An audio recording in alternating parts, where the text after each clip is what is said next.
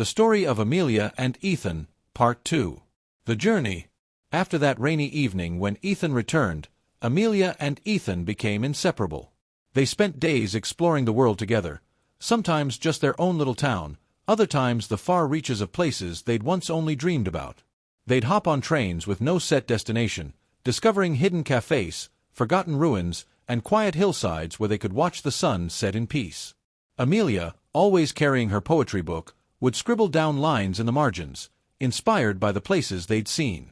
Ethan, with his sketchbook, captured their adventures in quick, messy sketches, Amelia reading under a tree, the curve of her smile when she tasted a new food, the way her hair glowed in the golden hour light.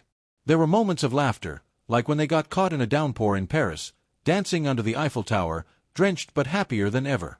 There were moments of tenderness, Amelia softly reading poetry to Ethan on a quiet train ride, her head on his shoulder as the world blurred by outside. But there were also moments of doubt.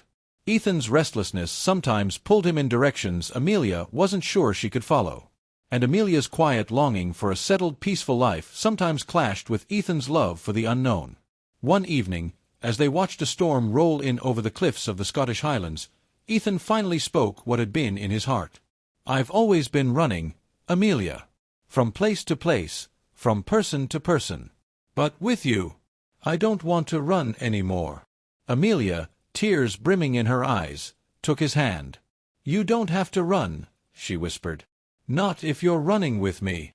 They kissed then, under the roaring sky, and the storm seemed to pause for them, if only for a moment.